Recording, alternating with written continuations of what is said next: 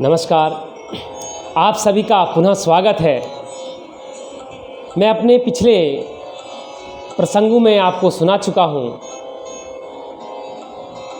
कि क्या वो मूल कारण थे कि भगवान श्री हरि विष्णु को इस धरती पर मानव रूप लेना पड़ा। वो कहानी अब समाप्त हो चुकी है। अब हम राम जन्म की ओर हैं। तो अब हम देवलोक से हटकर पृथ्वीलोक पर आते हैं। पृथ्वीलोक पर हाहाकार मचा हुआ है। कई दिशाओं में राक्षस राज कर रहे हैं। बड़े बड़े मायावी राक्षस हैं जिनसे पार पाना मानव जाति के लिए संभव नहीं, देवताओं के लिए भी संभव नहीं। बड़े बड़े वरदानी महाराक्षस धरा पर घूम रहे हैं। सभी देवता, गंधर्व, किन्नर, ऋषि मुनि, गौ माता, गाय हमारी जो हमारी माता है हिंदू धर्म में, जिसे हमने माता का स्थान दिया है, ये सभी रूपों में विराजमान हैं और प्रभु का आह्वान कर रहे हैं। जय जय सुरनायक जन सुखदायक, जय जय सुरनायक जन सुखदायक, प्रणत पाल भगवंता, जय जय सुखदायक, जय सुरनायक, प्रणत पाल भगवंता, गोद्विज हितकारी,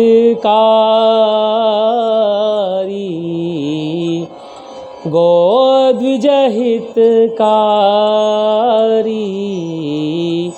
जय असुरारी सिंधु सुता प्रिय कांता,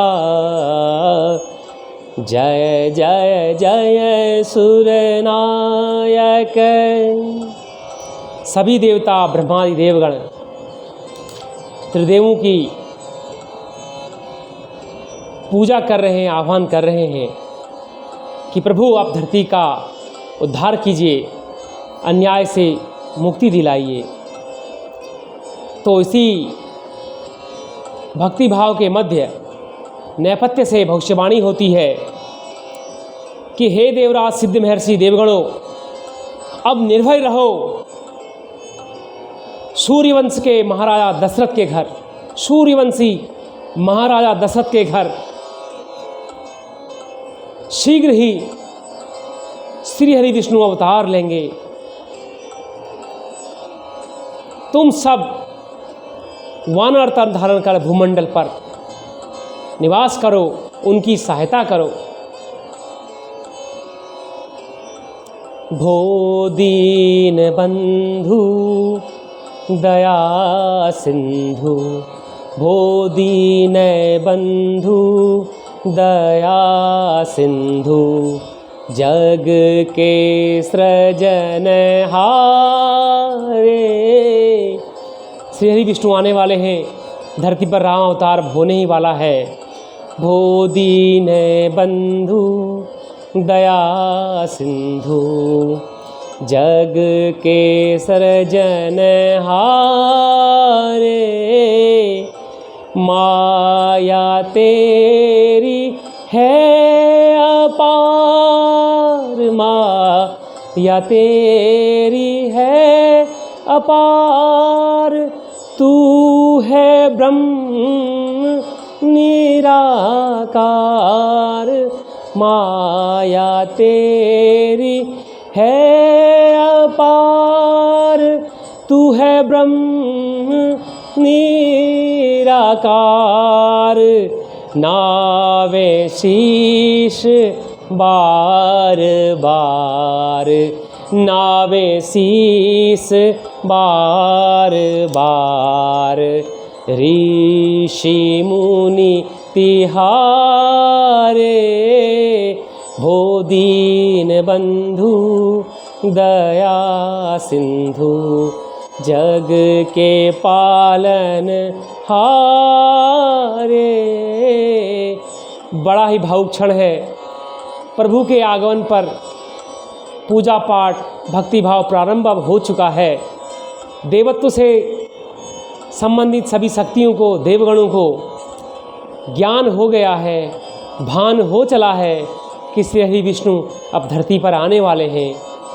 अब हमारी रक्षा होने वाली है, अब धर्म की रक्षा होने वाली है, अब अधर्म का नाश होगा और राक्षसों का वध होगा।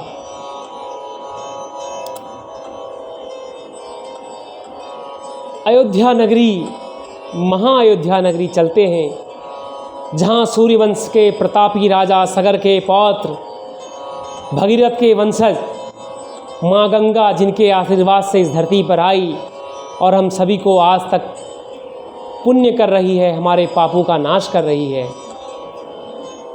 उन्हीं के वंशज सूर्यवंशी महाराजा दशरथ राज्यसभा में बैठे हैं, अत्यंत ही चिंतित मुद्रा में हैं।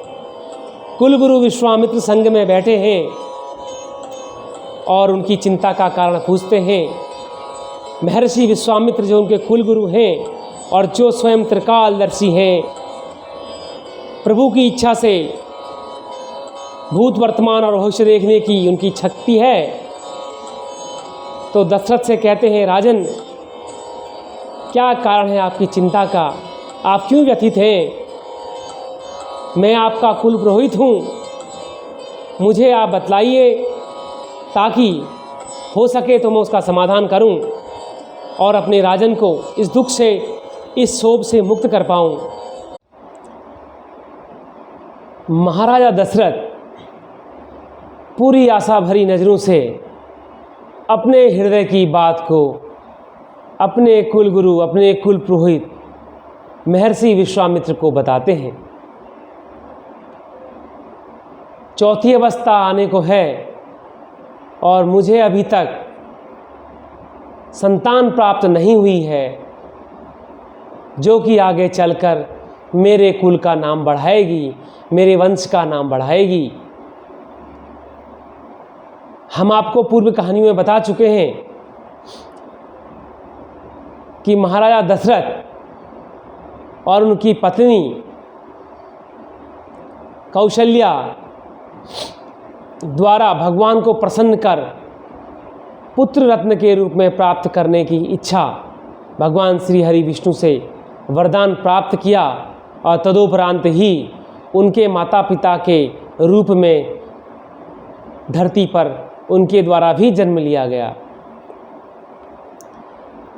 महर्षि विश्वामित्र महाराजा दशरथ की ये सारी बातें सुनते हैं और उसके उपरांत उनको ढाढ़स बताते हुए कहते हैं कि आप चिंता न करें, आपकी समस्या का निराकरण जल्द ही होगा, तथा उन्हें सुझाव दिया कि तत्काल महर्षि श्रृंगी मुनि को राज्यसभा में बुलाएं, वो इस समस्या का पूर्ण समाधान कर सकते हैं। अपने कुल पुरोहित की वचनों को सुनकर महाराजा दशरथ ने अपने मंत्रीगणों को महर्षि विश्वामित्र के साथ स्वयं भेजा और श्रृंगी ऋषि को अपने राजमहल में बुलवाया। श्रृंगी ऋषि आए, उनका आदर सत्कार किया गया। तत्पश्चात महर्षि विश्वामित्र द्वारा उनके सम्मुख पूरी समस्या को बताया गया। महर्षि विश्वामित्र के कहने पर महाराजा दशरथ ने पुत्र प्राप्ति हेतु यज्ञ का अनुष्ठान किया, अपनी सभी रानियों सहित यज्ञ में प्रतिभाग किया। यज्ञ समाप्ति के उपरांत श्रृंगी ऋषि द्वारा महाराजा दशरथ को प्रसाद देते हुए कहा गया कि इस प्रसाद को अपनी रानियों को खिला दो, सभी को पुत्र रत्न की प्राप्ति होगी। महाराजा दशरथ ने प्रसाद लिया और उनके कहने के अनुसार सभी रानियों को उनकी इच्छा के अनुसार बड़े से छोटे की ओर प्रसाद दिया और वहाँ से चले गए। मंगल भवन अमंगल हारी, मंगल भवन अमंगल हारी, सुनहु सु दशरथ अजिर बिहारी।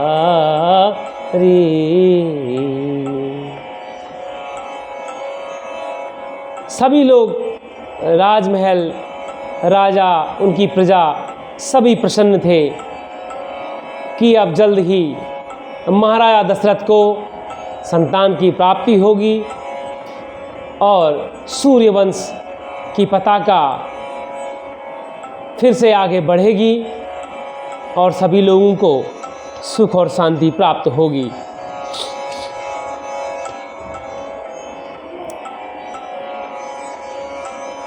कालांतर में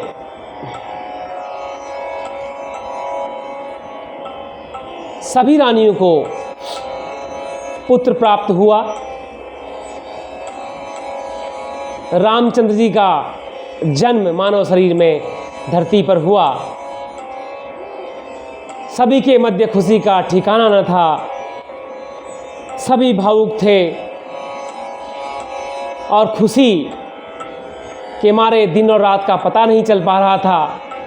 सभी देव, गंधर्व, किन्नर, ऋषि मुनि भगवान राम की एक झलक पाने को अयोध्या में विचरण कर रहे थे। सभी का खुशी का ठिकाना न था। भगवान राम की काया कल्पना माया ही कुछ ऐसी थी कि जिस पर मैं भी एक छोटा सा प्रसंग आपसे कहूँ, एक छोटा सा भजन कहें या गाना कहें, मैं दो शब्द का कहूँगा।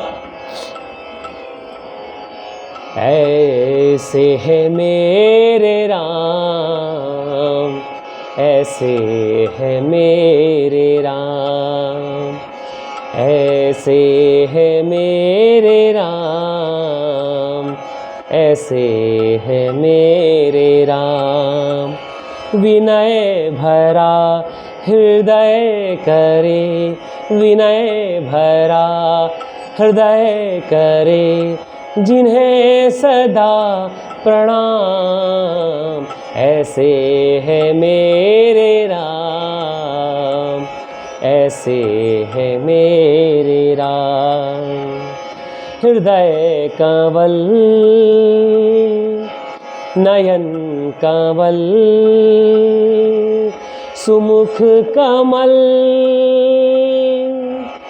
चरण कमल, कमल के तेज पुंज छवि, ललित कला ललाम। ऐसे है मेरे राम, ऐसे है मेरे राम, ऐसे है मेरे राम, ऐसे है मेरे राम। राम सा पुत्र ना राम सा भ्राता, राम सा पति नहीं राम सा त्राता, राम सा मित्र ना राम सा दाता, सबसे निभाए सबका नाता। स्वभाव से उदार शांत, सब गुणों के धाम। ऐसे है मेरे राम, ऐसे है मेरे राम। सारे जग के प्राण है राम, ऋषि मुनियों का ध्यान है राम, गंधर्वों का ज्ञान है राम, मर्यादा का भान है राम, पतितों का उद्धार है राम, धनुधारी धनवीर है राम, निश्चित ही विद्वान है राम, सब पूर्ण भगवान है राम, जन्म मरण से मुक्ति हो, जपो जो राम नाम, ऐसे है मेरे राम, ऐसे है मेरे राम।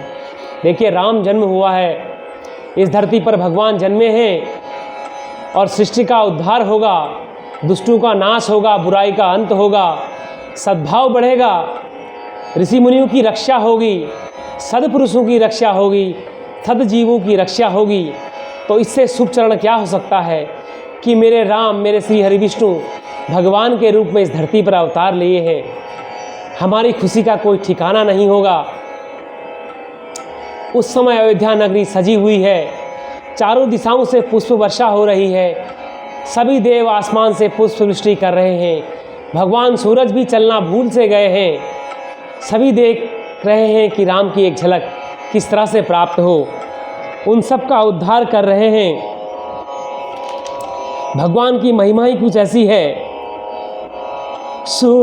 सूरज समूह बिनती करी, पहुँचे निजी निजी धाम, जग निवास प्रभु प्रगटे, अखिल लोक विश्राम।